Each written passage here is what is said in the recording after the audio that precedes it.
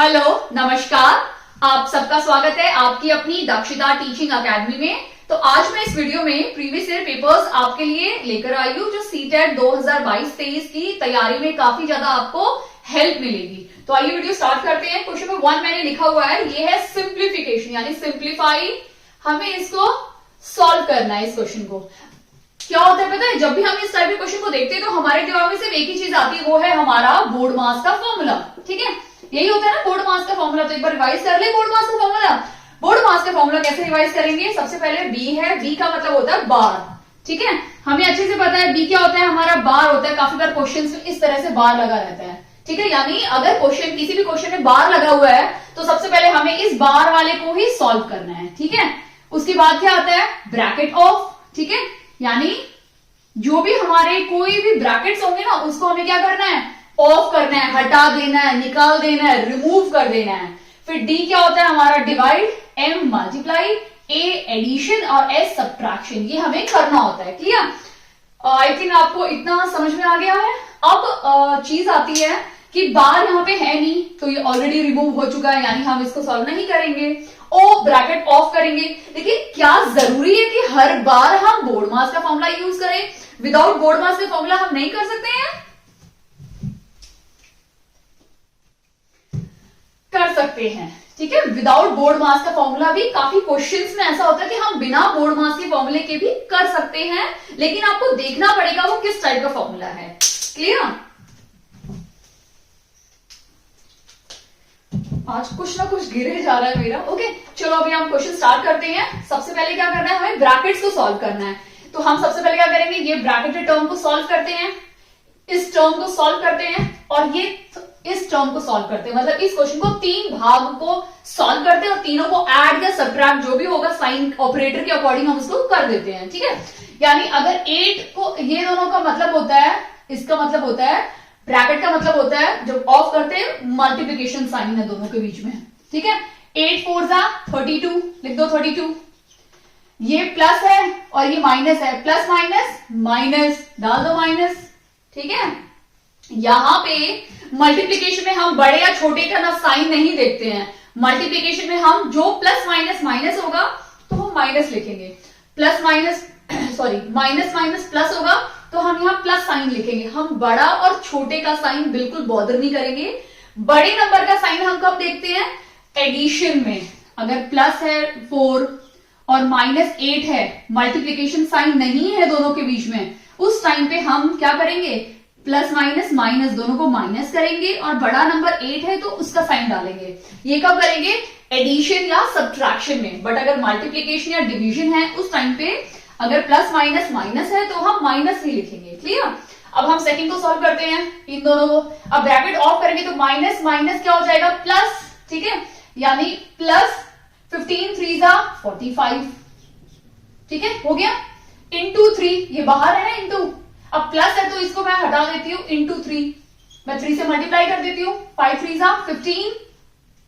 ठीक है, 4 3 जा 12 प्लस 1 13। ये क्लियर है? ये मल्टीप्लाई करके यहां पे आ गया। क्लियर? अभी हमें क्या करना है, ये मल्टीप्लीकेशन साइन है तो यहां पे क्या होगा, मल्टीप्लाई होगा, तो हमें 3 से मल्टीप्लाई कर दिया, यानी ये भी सॉल्व हो गया। अब हमें इसको करना है, 3 2 जा 6 लिख दो, प्लस साइन में प्लस साइन डाल देती हूँ, माइनस माइनस प्लस हो जाएगा। ठीक है, इन दोनों को ऐड कर दो, क्या हो जाएगा 1 4 1 144 माइनस 32 कर दो। ठीक है, यानी इसमें से 32 माइनस करना है, माइनस करेंगे तो 9, कैरी लेंगे तो 0 एंड 1, यानी 109 इसका राइट आंसर है। ओके, यानी हमारा ऑप्शन नंबर बी इसमें राइट आंसर है, 109। ऑप्शन नंबर बी हमारा राइट आंसर है। क्लियर? क्योंकि यहाँ पे प्लस साइन है इसका तो इसका साइन भी प्लस रहेगा तो कोई नेगेटिव की वैल्यू आएगी ही नहीं, नेगेटिव आंसर आएगा ही नहीं। क्लियर? आई होप आपको अच्छे समझ में आ गया है। अब हम नेक्स्ट क्वेश्चन देखते हैं। अब हम एक ऐसा क्वेश्चन करेंगे जिसमें हम बोर्ड मास यूज करेंगे। ठीक है, इसमें हमने बोर्ड मास नहीं यूज किया।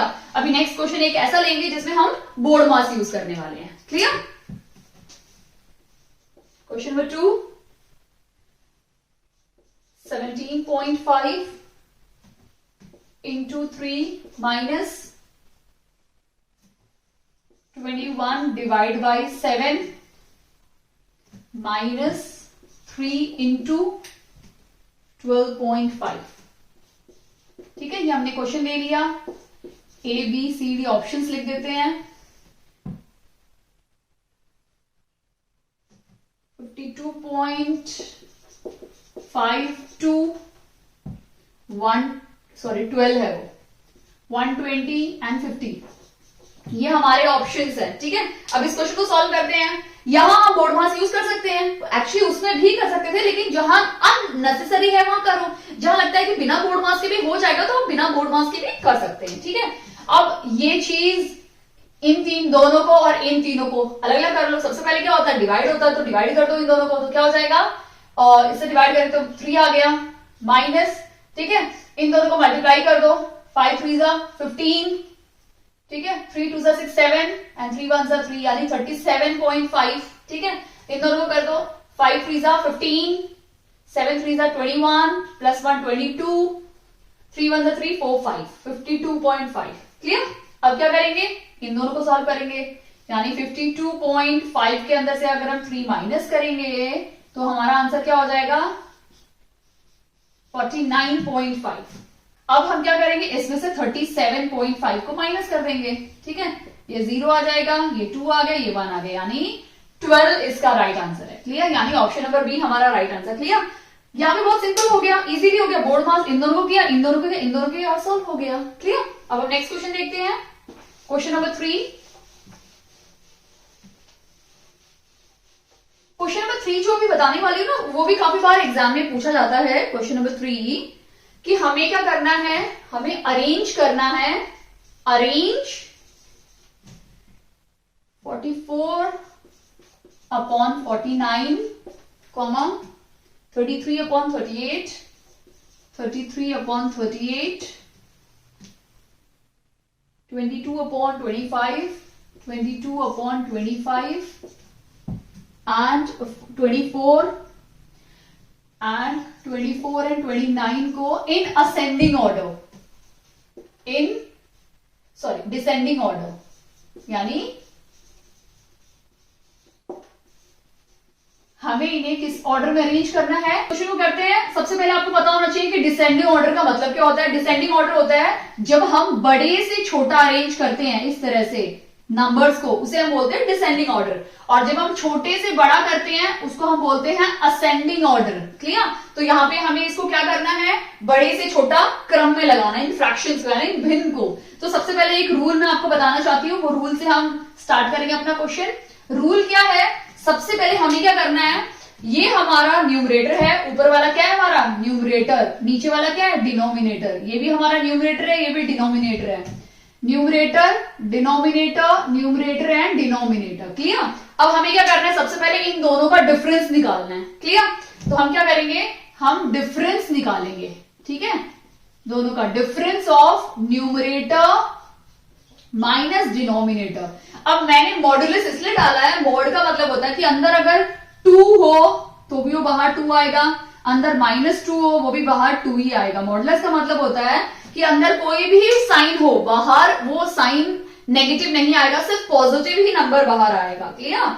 अब हम इस क्वेश्चन को सॉल्व करते हैं। तो सबसे पहले रूल के अकॉर्डिंग क्या है, दोनों में डिफरेंस निकालना है सभी फ्रैक्शंस के अंदर। ठीक है, तो फ्रैक्शन में लिख लेती हूं यहाँ पे 44/49, 38/38, यहां गड़बड़ कर दी मैंने, 33/38,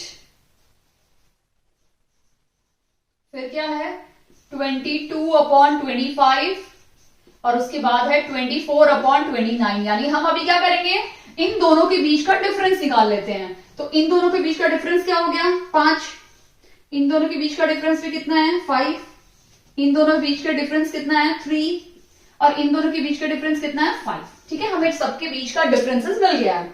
रूल, सेकंड रूल क्या बोलता है, अभी हमें न्यूमरेटर को डिवाइड करना है। ये जो डिफरेंस आया है ना, इस डिफरेंस से, डिनोमिनेटर नहीं है, ये डिफरेंस है। ठीक है, यानी ये जो भी हमारा न्यूमरेटर वैल्यू है, ये 44, 33, 22 और 24, इनको हमें डिवाइड करना है इन नंबर से। ठीक है, और जो आंसर आएगा वो हमें लिखना है। ठीक है, कर लेते हैं हम लोग।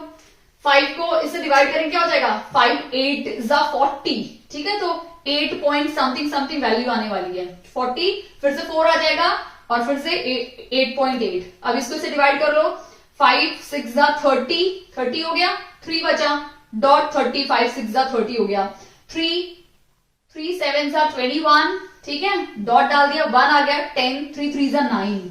इसको कर लेते हैं, 5 4 जा 20, 4 आ गया, पॉइंट डॉट 40 हो गया, 5 8 जा 40।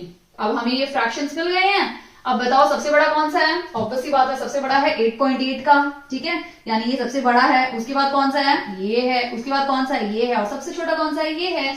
यानी अभी हमें इसको कैसे अरेंज करना है, हमें इसे डिसेंडिंग ऑर्डर में अरेंज करना है। तो कैसे अरेंज करेंगे, सबसे बड़ा ये है, यानी 44/49 सबसे बड़ा है, ठीक है। उसके बाद कौन सा बड़ा है, 22/25। उसके बाद कौन सा बड़ा है, 33/38। और उसके बाद कौन सा है लास्ट, 24/29। हार्डली आपका टाइम लगा होगा, अगर आपको समझ में आ गया तो आपका और भी टाइम कम हो जाएगा, सेव हो जाएगा, ठीक है। और ये आंसर ही डिसाइड करेगा, ये जो आंसर आएगा ना ये डिसाइड करेगा कि आपका आंसर, क्लियर। अब आपको अगर देखोगे, अगर आप इनको डिवाइड करते, ठीक है, नॉर्मल मेथड हम क्या करते हैं एग्जाम में, अगर सिंगल डिजिट होता तो हम डिवाइड करने की ज्यादा कोशिश करते हैं, ठीक है। सिंगल डिजिट पे आप कीजिए, 7/4 होता, 3/2 होता, आप डिवाइड कीजिए, बहुत सिंपल है, हार्डली टाइम लगेगा, कैलकुलेशन बहुत अच्छे हो। बट अगर ऐसे नंबर हो जहां बहुत डिफिकल्ट दिख रहे हैं, दिखने में डरावने डरावने नंबर लग रहे हैं, उस टाइम पे आप ये रूल यूज कीजिए, आपको हार्डली 20 सेकेंड, या मैं बोलती हूँ प्रैक्टिस करने के बाद 10 सेकेंड में आपका आंसर मिल जाएगा, क्लियर। तो आप इस तरह से अपना आंसर निकाल सकते हैं, वेदर आप इसको असेंडिंग में अरेंज कीजिए या डिसेंडिंग में अरेंज कीजिए, छोटे से बड़ा या बड़े से छोटा। अगर आपको वीडियो अच्छी लगी हो तो प्लीज इस वीडियो को लाइक कीजिए, चैनल पे नए हैं तो प्लीज चैनल को सब्सक्राइब कीजिए, दक्षता टीचिंग अकेडमी। और भी मैं वीडियो आपके लिए लेकर आऊंगी CTET की तैयारी के लिए। इस वीक थोड़ी वीडियोस कम आएंगी क्योंकि थोड़ा बिजी हो किसी फंक्शन में, बट नेक्स्ट वीक से आपको डेफिनेटली बहुत अच्छे से प्रॉपर सेट में वीडियोस आने वाली हैं। Okay, thank you.